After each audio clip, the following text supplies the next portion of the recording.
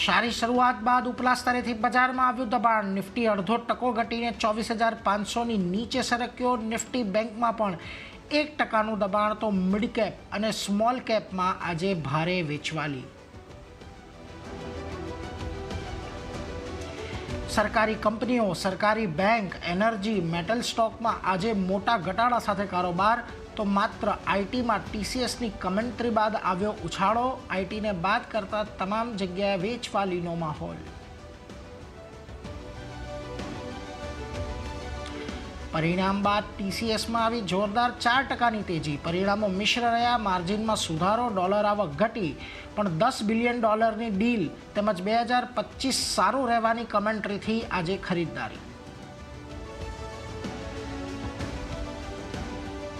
ટાટા એલેક્સીના ત્રિમાસિક પરિણામ નબળા. ક્વાર્ટર ધોરણે આવક 1.7% ઘટી, જ્યારે નફામાં 13%થી વધુનો ઘટાડો. પરિણામની માઠી અસરને કારણે શેર 8% ઘટ્યો. ત્યાં જ ઇરેડાનો Q3માં નેટ પ્રોફિટ આશરે 27% વધ્યો, છતાં આવક આવી 2.5% સુધીની વેચવાલી. અને અડાણી વિલમારના promoter Adani commodities offer for sale દ્વારા વેચશે 13.5%નો હિસ્સો. 6.5%ના ગ્રીન શૂ ઓપ્શન પણ રહેશે. ₹275 ફ્લોર પ્રાઇસ. નોન રિટેલ માટે ખુલ્યો ઓએફએસ, પણ સ્ટોકમાં 9%નો ઘટાડો.